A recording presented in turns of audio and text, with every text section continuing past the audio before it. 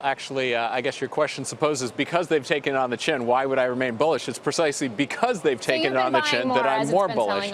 I put my kids' college accounts in those three stocks, plus a bunch of Berkshire Hathaway and some Howard Hughes. And this is not a short-term call. It was actually sort of my buy and forget about it portfolio. But just yesterday, I was talking to my parents. They're making some decisions with their retirement portfolio, and I'm putting them in the same 5 stocks. So this is a multi-year call. I think these 3 big tech stocks are long-term winners. The fact that they're down quite a bit just makes it a more attractive entry point here.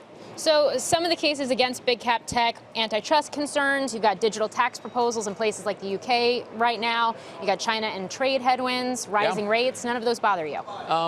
All of them are factors to consider, but I think long-term they're winners, and their valuations have actually come down to, Facebook and Google net of cash. If you look 1 year out on earnings, they're sort of trading at 20 times earnings maybe. Amazon's a little bit harder. You got to look a few years more out to look at an earnings multiple there. But, these insanely great companies with a lot of growth left in them trading a little bit premium to the S&P 500 multiple for massively better quality businesses with massively more growth opportunity than the average company in the S&P 500 strikes me as pretty attractive long term. I make no near-term calls here. Okay. And Larry, last month you had actually said that you didn't expect that the outperformance we've seen in some of these FANG stocks to continue. Given the correction we've seen in some of these shares over the past month, is this what you anticipated, or do you think there's more pain from here?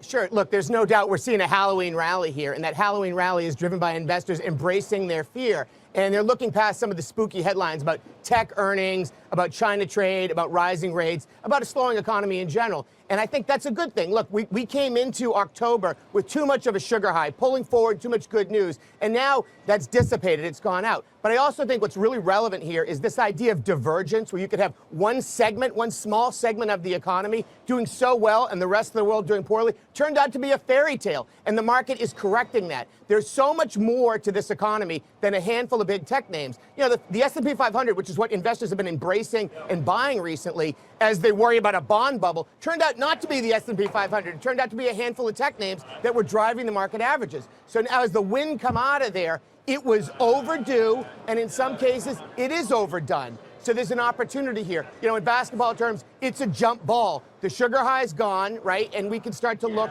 for some opportunities because there are more treats than tricks through the end of the year for investors who can have a strong stomach.